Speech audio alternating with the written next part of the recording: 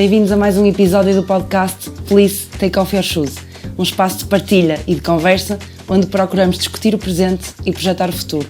O meu nome é Cláudia Pinto e o meu convidado de hoje é empresário e diretor-geral da empresa Multicouro. Bem-vindo, Rodolfo. Olá, Cláudia. Tudo bem? Tudo bem. Obrigada por aceitares este convite. Obrigado eu pelo convite. É um prazer estar contigo. Obrigada. E é um prazer estar aqui na Picapes também, claro. Começamos esta rúbrica muito bem calçados, os dois, mas também com um par de sapatos muito especial. Que história é que conta este par de sapatos? Muito bem calçados, um sapato português, com materiais portugueses, feito no nosso país e de elevada qualidade, como sabes. Bem, este par de sapatos tem uma história grande. Foi-me gentilmente cedido pela Junta de Freguesia de São João da Madeira e produzido por uma marca antiga, conhecida de todos no mundo do calçado, que é a Perks, da antiga Everest, antiga fábrica de calçado Everest, e que foi produzido no âmbito do Encontro de Ilustração, um evento que a Junta de Freguesia de São João da Madeira organiza anualmente, um encontro internacional de ilustração, onde recebe dos melhores ilustradores do mundo, e este foi um dos finalistas de um dos vários encontros de ilustração, onde depois da ilustração feita se adaptou ao calçado. Portanto, isto é um sapato ilustrado, é um sapato colorido, é um sapato de alta qualidade e que permite juntar o conforto, a utilidade de um sapato à moda e à arte, que é a ilustração, neste caso concreto. Eu gosto muito deste sapato, ele está em exposição na Junta de Freguesia de São João da Madeira e retrata um bocadinho a cidade de São João da Madeira, a história do calçado, a indústria, a ilustração, a arte, a cultura. Engloba aqui uma série de áreas que eu acho que são fundamentais para nós e para a nossa sociedade e, portanto, foi este o sapato que eu trouxe, foi este o par de sapatos que eu trouxe. Eles têm atacadores de cores diferentes também. Acho que ilustra um bocadinho aquilo que eu pretendia trazer para cá, sim. Um sapato pode ser este espaço criativo e carregar estas memórias todas, este simbolismo? Claro, sem dúvida. Eu acho que qualquer sapato tem essa característica. O sapato, na nossa zona, São João da Madeira, na zona de Felgueiras, tem uma importância sentimental mesmo muito grande, né? São feitos com carinho, as pessoas tratam bem do sapato, quer dizer, já não é só um elemento que nos protege, não, é algo que nós temos vaidade, o sapato que carregamos, não propriamente pela marca, mas pelo sapato em si, pela arte, pela limpeza do sapato, e eu acho que sim, que o sapato pode trazer história, porque um bom sapato é um artigo duradouro, quer dizer, não se acaba, e se for cuidado principalmente, não se acaba numa semana, ou duas, ou três, traz história. Eu aqui há tempos tive a oportunidade de enviar uma fotografia ao Luís Onofre com umas botas que estão na nossa empresa, muito antigas, e que na altura julgo que ele as ofereceu ao meu pai, e elas estão lá em exposição, já um bocadinho fora de moda, eventualmente, mas que carregam uma história também, essas botas, a história do Luís Onofre, a história da relação comercial também entre a nossa empresa e a fábrica do Luís Onofre, e portanto o sapato traz sempre isto, traz um sentimento, traz história, traz uma vivência, e nós que estamos ligados ao sapato, provavelmente sentimos isso de outra forma, acredito que sim, mas basta às vezes olhar, se calhar os mais novos ainda não têm esta percepção, mas uma pessoa com uma certa idade, 40, 50, 60, e o sapato que traz diz muito de si. O sapato que traz diz muito de si. Nós conseguimos às vezes ter uma percepção da pessoa pelo sapato que traz calçado. Como assim?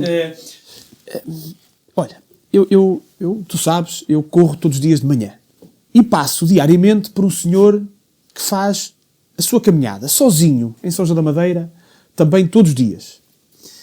E o senhor faz a sua caminhada calçado com um sapato em pele. Não usa sapatilha. Com um sapato em pele, preto. O sapato até assim meio clássico. Bem, eu confesso que não sei se é sola de couro, se é sola de borracha, mas é um sapato mais para o clássico. Aquilo chama-me logo a atenção, eu acho curioso, acho engraçado. O senhor às 6 da manhã a fazer a sua caminhada matinal com um sapato clássico em pele.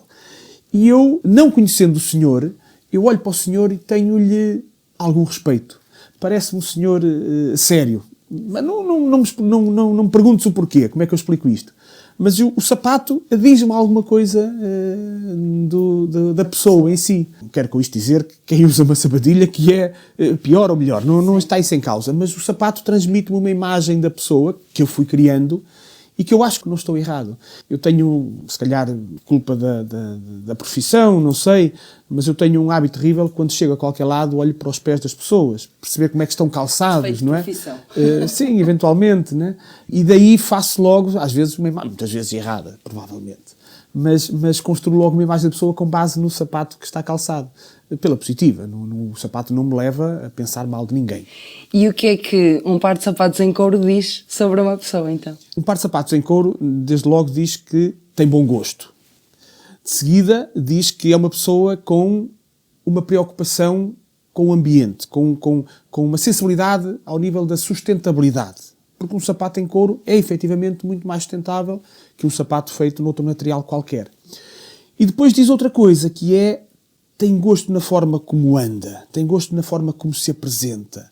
Porque o sapato em pele é cuidado, o sapato em pele é engraxado, o sapato em pele é limpo. Não basta pôr na máquina a lavar, não. É cuidado. E, portanto, quando se vê alguém com um sapato em pele, um botinho, um sapato de salto alto, transmite-nos alguma mais tranquilidade do que uma sapatilha, um ténis, dessas marcas feitas na China. Transmite outra tranquilidade, uma serenidade, acho eu. Existe um caminho para desmistificar muitas ideias que existem pré-concebidas sobre o couro?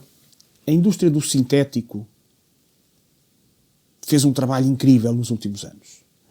Incrível pela negativa, mas um trabalho incrível. A indústria de sintético conseguiu fazer uma coisa que, felizmente, hoje em dia a legislação europeia já proíbe, mas conseguiu chamar ao sintético, a um produto produzido com petróleo, com PUs, com uma série de porcarias, conseguiu chamar aquilo synthetic leather, pele sintética. Né? Isso era uma coisa, uma aberração. Né? E a indústria dos couros adormeceu. E estamos a falar isto, se calhar há 15 anos atrás. Né? E o que é certo é que os sintéticos cavalgaram. Perante o couro era o synthetic leather. Era eventualmente mais sustentável, não era nada, mas passaram essa mensagem. E quando a indústria do couro acordou, teve que arrepiar caminho, teve que dar da perna. Está a fazer um bom trabalho, a indústria do couro, associada à indústria do calçado também. Eu acho que, dada a altura, os próprios fabricantes de calçado, os consumidores, os clientes, perceberam que um sapato em couro, para além das questões da sustentabilidade, e se calhar nós vamos a isso, vamos de certeza a isso, também são mais confortáveis. Um sapato em couro é muito mais confortável que um sapato em sintético. Mas acordamos mais tarde que a indústria dos sintéticos e, portanto, a dada altura, a indústria do couro percebeu que tinha que arrepiar caminho. Era uma indústria, eu digo isto muitas vezes, a indústria do couro há 30 anos atrás é uma indústria altamente poluente. Mas não era a do couro.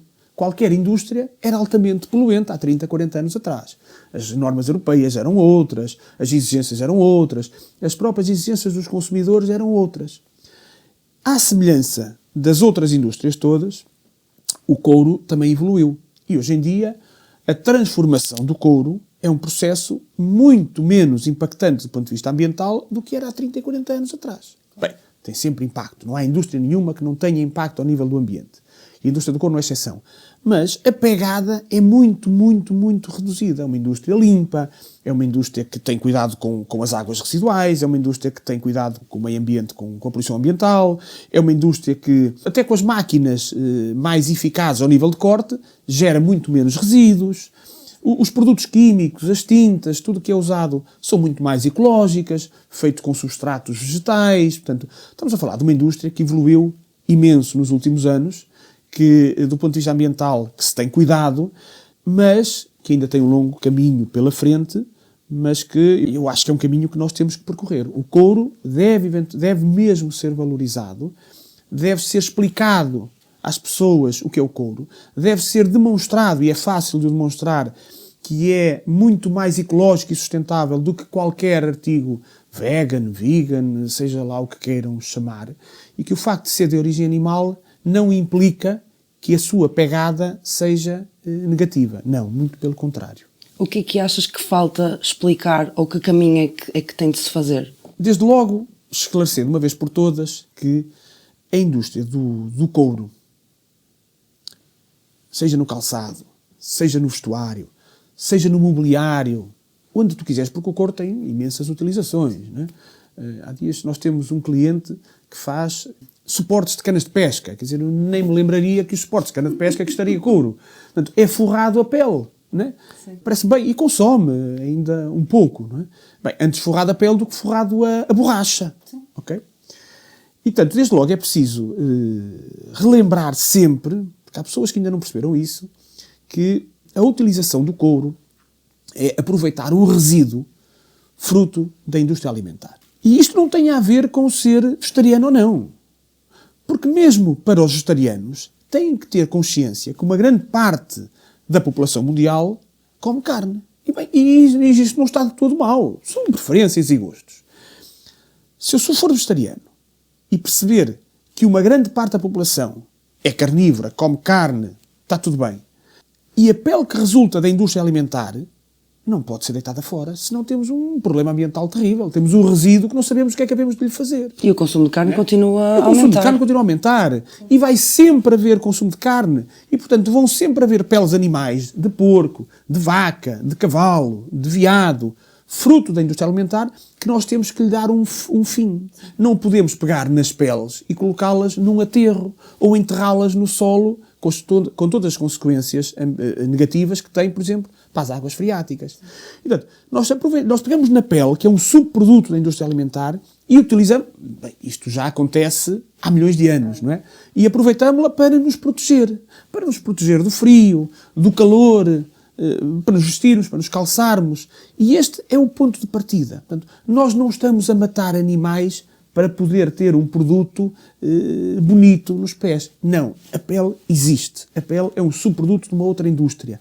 Tem que ser utilizada ou então é um resíduo que nós temos. E este é o ponto de partida para o esclarecimento geral. Ou seja, nós não estamos a produzir nenhum artigo para o nosso sapato. Enquanto se nós utilizarmos um sintético, ou um PU, ou um plástico, seja o que for, nós vamos produzir algo de novo para produzir os sapatos. E na pele isso não acontece. E, portanto, eu tenho dito ao longo dos últimos anos, a pele é provavelmente o artigo mais sustentável que nós temos e que nós podemos utilizar.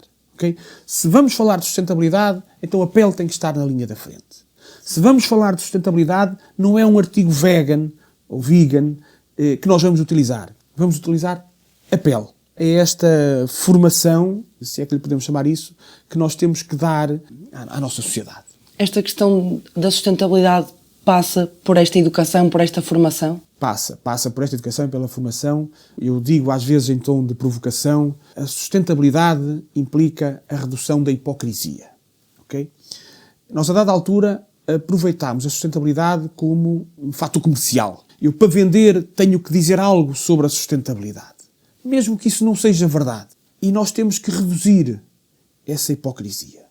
Eu há dias dizia, em tom de provocação, numa conferência, onde eu desafiava quem estava na sala a dizer quem é que não teria uma peça de roupa produzida no Bangladesh ou no Vietnã por crianças de 6 anos ou de 8 anos.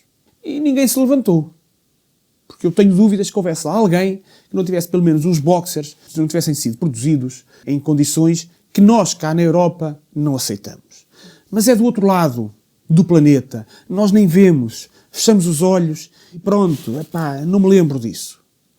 E é esta hipocrisia que eu digo que tem que acabar. Mas a hipocrisia está nos consumidores ou está nas marcas? Está em todo lado. Bem, não é mentira nenhuma. Eu sou um defensor da indústria da moda. Eu também me considero vaidoso. Okay? Eu gosto de andar bem vestido. Né? E a indústria da moda tem lugar. Mas todos sabemos que a indústria da moda é uma indústria que é pouco sustentável. Quer dizer, fomenta a venda, a procura massiva de produtos. Né? Fomenta a troca com muita frequência de sapatos, de calças, disto. Mas também não vamos ser mais papistas que o Papa.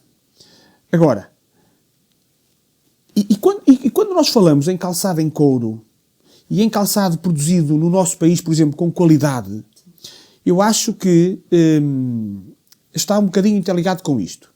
Eu dou-te um exemplo. o fruto dos produtos baratos que vinham da China e agora se calhar de outros países, nós a dada altura comprávamos, a sociedade comprava, se tinha uma festa onde implicava ir vestido de amarelo, comprávamos uns sapatos amarelos só para aquela festa. Porque era barato. Nós comprávamos uns sapatos por 5 euros. E se calhar tínhamos sapatos amarelos, verdes, laranjas, e gastávamos o mesmo que comprávamos um par de sapatos cá. Sim. Mas usávamos uma vez. Isso não é sustentável. O planeta não aguenta viver dessa forma. E a nossa economia europeia também não. Atenção. Bem, eu se calhar com o dinheiro que gastava em 10 pares, eu compro 2 feitos na Europa, feitos em Portugal, que duram a vida toda. É claro que depois também merece manutenção. Nós um carro, se não lhe fizermos as revisões, se não lhe trocarmos os pneus, o carro ao fim de algum tempo não anda. Não anda, né? Se eu não trocar os pneus ao carro, se eu não mudar o óleo, se eu não puser calços no travão, se eu não substituir as lâmpadas, o carro não anda. E os sapatos têm que ser cuidados. Bem, substituir solas, eventualmente, engraxar, para que durem. Porque eu tenho calçado que não uso, mas às vezes ao fim de 10 anos, estes sapatos, deixa-me pegar neles. E se eles forem estimados e cuidados, eles estão bons para se usar. Portanto, a sustentabilidade passa um bocadinho, talvez, por reduzir o consumo. E quando eu digo consumo, é este consumo desenfreado que nada traz para a nossa economia, de sapatos vindos da China ou vindos do Brasil, a 5 euros, a 10 euros, que é impossível sequer pagar a mão de obra em Portugal e que nós não temos necessidade.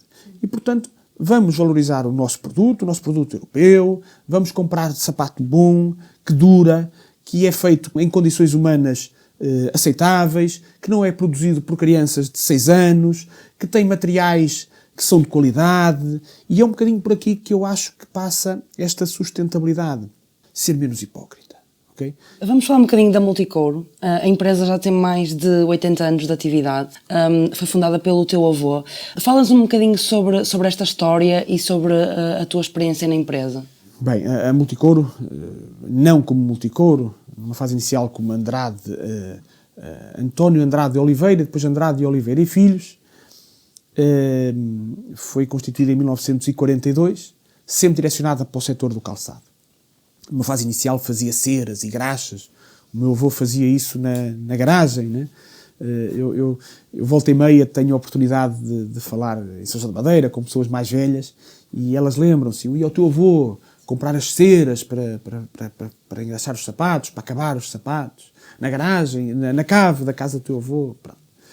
Mais tarde virou-se também para outros componentes para calçado e há cerca de 50 anos virou-se para as peles, já nas mãos do meu pai. Entretanto, alterou a denominação social, passou a ser Multicouro, uma questão também comercial, e depois, mais tarde, entrou na Multicouro o meu irmão Gustavo, e eu fui o último a entrar, há coisa de 13 anos, eu sempre estive direcionado para outra área, mas sempre vivi com as peles e com o calçado, quer dizer, fazia parte da nossa mesa de jantar em casa. Somos uma família de 4 filhos, portanto era sempre uma mesa grande, onde se falava do calçado. Aliás, em São João da Madeira respirava-se calçado, não é? E respira-se calçado, e vive-se o calçado de forma muito intensa. E em minha casa isso sempre aconteceu, não é? Quer dizer, eu, em qualquer lado, de meus amigos são de São João da Madeira, a terra dos sapatos, eu tenho que lá ir, pronto. Portanto, isto sempre se viveu com isto. Eu entrei há 13 anos, um membro mais recente lá a trabalhar, mas já levava o bichinho, obviamente que sim, e rapidamente ganhei uma paixão intensa pelo setor do calçado. Eu gosto mesmo muito do setor do calçado, sou apaixonado pelo setor do calçado. O meu filho e a minha filha gozam muito comigo, até se sentem envergonhados, porque eu vou a uma loja, qualquer loja que entra, primeiro que pego nos sapatos, a primeira coisa que faço é logo cheirar. Depois põe-me a ver e diz, pai, lá estás tu outra vez, pousa os sapatos. Portanto, eu gosto mesmo do setor do calçado, gosto do setor do couro. Já o disse, sou um grande defensor, enquanto bem sustentável, do couro. E pronto, esta é um bocadinho a história da Multicouro. Estamos cá há 80 e poucos anos, 83, se não estou em erro. Espero que ainda continuemos pelo menos por alguns anos, depois logo se vê. Que papel é que achas que o setor de costumes tem também como impulsionador da indústria de calçado? Está intrinsecamente ligado. Eu não consigo olhar para um sapato que não seja em couro. Quer pelo conforto que ele promove, quer pela beleza. Uma pele natural não tem nada a ver com uma napa sintética. Quer pela sustentabilidade do material em causa. Okay? A indústria da calçada é altamente complexa. Fazer um sapato, as pessoas às vezes não têm ideia. Há indústrias que aparentemente são indústrias mais pesadas, mais complexas, mas que depois usam 2 ou 3 matérias-primas. O calçado usa 20 matérias-primas, não sei se chega. É a pele, é a sola, é a palmilha, é tecido, é os ilhós, é os atacadores, é as linhas, é as aplicações. Quer dizer, é uma série de componentes que torna a indústria altamente complexa. E, portanto, não é só o couro que faz o sapato. Nós podemos ter aqui couro e o sapato não se fazia. Não é? Precisa de uma série de outros componentes. Mas o couro é o elemento mais evidente, mais visível e que eu acho que tem, efetivamente, o maior impacto do ponto de vista da sustentabilidade na nossa sociedade e que facilmente pode ser substituído por outro componente menos sustentável. Há pouco falavas já sobre isto, mas a digitalização e a inovação tecnológica têm impactado o setor dos costumes. Onde é que sentes mais este impacto? Ou que inovações é que estão neste momento a transformar o setor? Eu vou começar desde logo outra vez pela sustentabilidade. É uma indústria que se tornou altamente revolucionária, altamente tecnológica. Isso ajudou a torná-la também mais sustentável. Seja do ponto de vista do tratamento dos resíduos. Hoje em dia, no costume, no couro, tudo se aproveita. Até as gorduras se aproveitam para outras indústrias. Okay? Nós estamos a falar de um subproduto que gera outros subprodutos para outras indústrias. Isso só foi possível com a tecnologia de ponta que as fábricas hoje em dia têm. E só foi possível com a tecnologia de ponta que permite tratar as águas que são utilizadas para o processo de curtimento, por exemplo. Bem, eu acho que não há tecnologia nenhuma que vá substituir a 100% o toque, a mão e o olhar, ok? O couro tem muito esta característica, quer dizer, tudo hoje em dia é digital.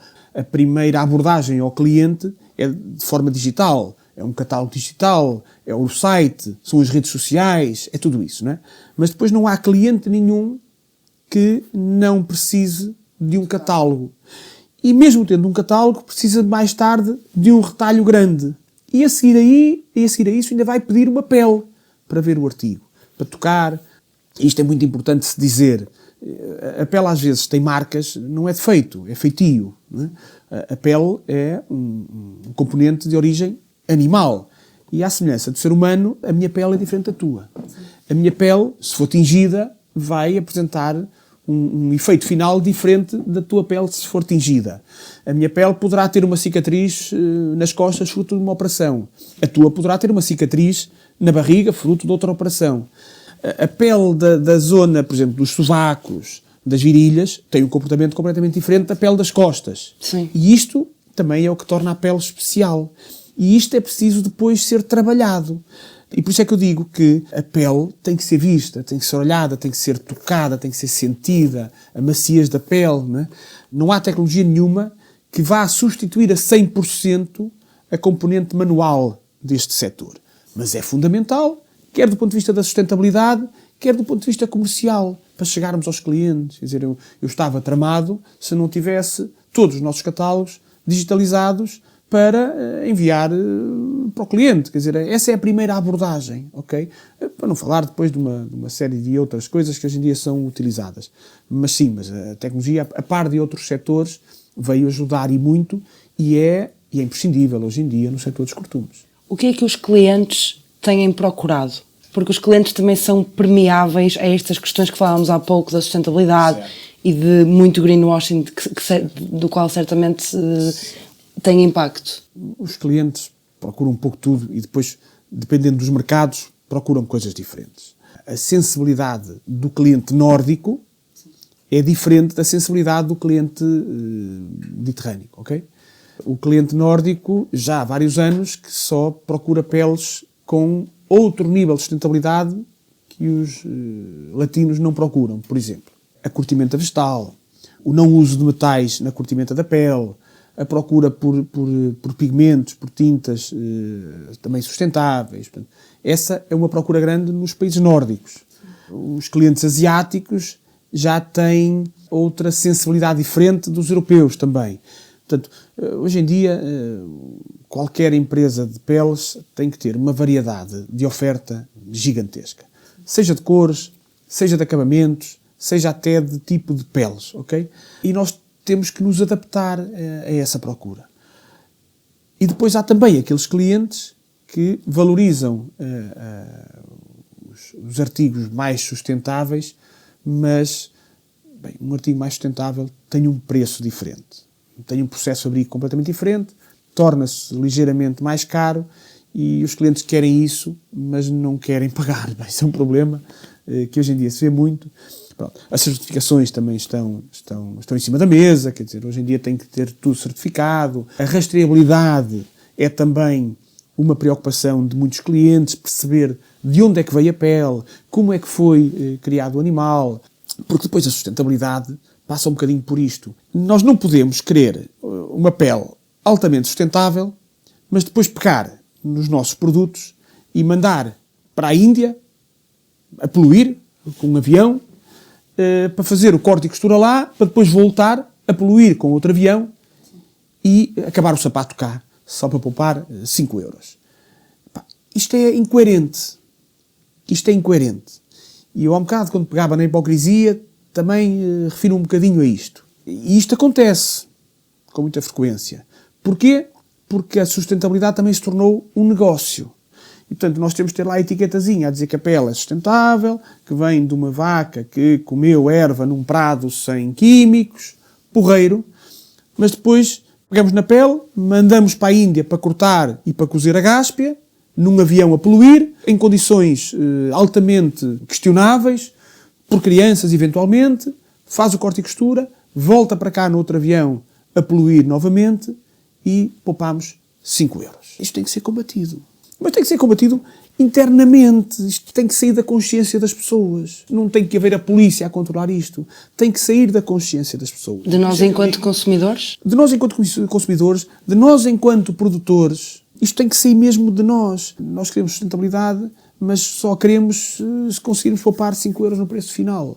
Não estamos dispostos a pagar o preço? Não, não estamos dispostos a pagar o preço. E estamos dispostos a comprar aquilo que dizem que estão a vender. Nós não procuramos saber se aquilo é mesmo verdade. Dá trabalho, demora tempo. Ok, este sapato é feito com... Eu podia pegar no sapato e podia pegar noutra coisa qualquer. Este sapato é feito com peles sustentáveis e solas de material reciclado. Porreiro. Borracha de pneus, triturou-se e fez-se uma sola. Porreiro. E tu aí a etiqueta toda bonita. Né? Mas ninguém diz que no meio daquele processo todo se usaram 2 aviões para transportar aquilo para a Índia, ou para a Tunísia, ou para o Bangladesh, para fazer parte do processo, em condições sabe-se lá como, e portanto lá se perdeu a sustentabilidade toda. O passaporte digital no produto, neste tipo de casos, vai ajudar a ter mais consciência sobre o processo? Vai, se for feito com seriedade. Porque lá está, a tal etiqueta que se põe nos sapatos, tem lá alguma informação, não tem a toda. E nós só comemos aquela que lá está. Porque procurar hoje em dia dá trabalho. Estamos a falar de sapatos, podemos falar de roupa, de t-shirts. E, portanto, o passaporte será um excelente instrumento se for usado a 100%. Da maneira correta. Da maneira correta, sim. Como é que vês a indústria de calçado daqui a 10 anos? Não sei. Não sei. Nós vivemos tempos altamente conturbados, rápidos, acelerados. Eu, como te disse no início, sou um grande fã e defensor da indústria do calçado e dos costumes na Europa. Sou mesmo. Nós não sabemos como é que vai estar a Europa daqui a 10 anos. E, portanto, isso leva-nos a questionar ou a ter dúvidas como é que vai estar o que quer que seja. Nós vamos ter sempre que andar calçados. Vamos ter sempre que andar calçados. Isso é um ponto de partida. No entanto, a facilidade com que nós trazemos sapatos do Brasil, da Índia, do Bangladesh para cá, para a Europa, também é grande. E, portanto, a indústria do calçado vai existir. Se ela vai existir na Europa ou em Portugal, eu aí já não sei. Nós às vezes temos uma ideia de que Portugal é o país do mundo que se fabrica sapatos. Não, nós produzimos, eu não sei, mas não devo estar muito enganado, menos de 1% do calçado mundial. Se hoje houvesse um degelo na Antártida e Portugal fosse inundado e não houvesse produção de calçado em Portugal, vamos pensar assim num cenário apocalíptico, o mundo não ia deixar de dar calçado. Ninguém no mundo ia sentir, não temos sapatos porque as fábricas em Portugal fecharam. Não. Nós produzimos mesmo muito pouca quantidade à escala global. Só a Ásia produz 24 mil milhões de pares, portanto, logo aí.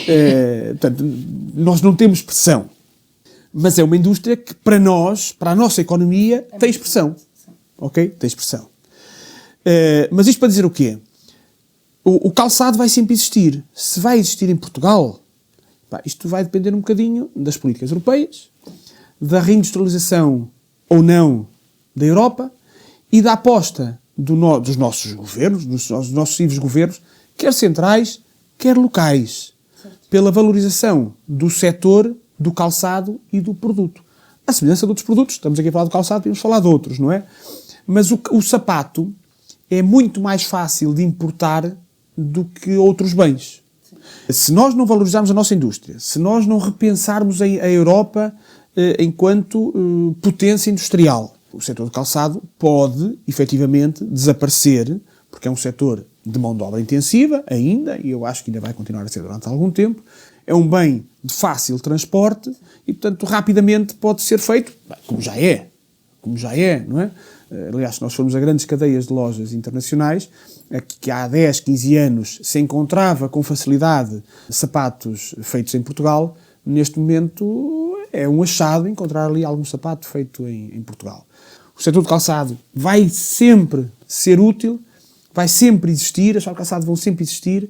Em Portugal, se não tivermos essa preocupação, não sei. E a Europa aí também tem um papel fundamental nas medidas que aplicar nos próximos anos? Claro, sem dúvida. Porque nós continuamos, né, e bem, a proibir a mão de obra infantil, e bem, nós continuamos a proibir a comercialização de artigos feitos em determinadas condições, e bem, mas permitimos a importação de bens finais feitos nessas condições que nós proibimos cá. E, portanto, enquanto assim for, é muito difícil competir, como é lógico, no calçado ou noutro artigo, principalmente os de mão de obra intensiva. Sim. Rodolfo, se pudesses deixar este par de sapatos à porta do futuro, que legado é que gostavas que eles deixassem? É lá, essa pergunta é dura. Se eu pudesse deixar este par de sapatos às portas do futuro, bem, desde logo deixava o nome de São João da Madeira às portas do futuro. São João da Madeira é uma cidade vanguardista, uma cidade moderna, uma cidade que está sempre à frente do seu tempo e da grande maioria das pequenas cidades em Portugal. Eu sei que estou a ser tendencioso, mas acho que é uma realidade e que quase todos vão concordar. E, portanto, abrir as portas do futuro e ter um artigo sanjoanense, o futuro tornava-se promissor. E São João da Madeira estaria mais uma vez à frente de todos os outros. E depois é o tal produto sustentável, o tal produto duradouro. Isto não é um produto que se use e se deite fora. Eu tenho um problema grande com roupa e com calçado. A minha família chateia-me imenso. Eu não consigo deitar roupa fora. Eu não consigo deitar sapatos fora. A pouca roupa que às vezes é deitada fora é a minha família que às minhas escondidas deita fora, porque já está mesmo num estado lastimável. Tenho este defeito. E os sapatos é a mesma coisa. Eu tenho sapatos com 20 anos que não uso, mas não tenho coragem para os pôr ao lixo. E porquê? Porque, de alguma forma, eles estão bem, eles estão bons. Ok? Passando uma escova, passando uma graxa, eles estão bem. E tem uma história por trás. Estes sapatos era quando eu tinha 22 anos, ou 25, ou 30. Olha, os sapatos do meu casamento. Olha, os sapatos de quando eu fui trabalhar. Né? Os sapatos contam uma história. E, portanto, nós, às portas do futuro, tínhamos, desde logo, a cidade de São João da Madeira, a marca Perks, da antiga fábrica de calçado Ivareste, que é uma fábrica icónica, não só em São João da Madeira, mas no panorama nacional e internacional do calçado. O André, se me estiver a ver, percebe perfeitamente e ficará orgulhoso daquilo que eu estou aqui a mostrar. E depois leva também memórias e leva um bem que é um bem de futuro, que é altamente sustentável, que é um bem... Isto está preparado para o futuro. Isto no futuro é aceite com toda a legitimidade e traz também memórias do passado. Portanto, acho que era muito isto em relação às portas do futuro. Uma pergunta difícil. Obrigada. Obrigada por nos acompanhar em mais um episódio do podcast Please Take Off Your Shoes. Até à próxima.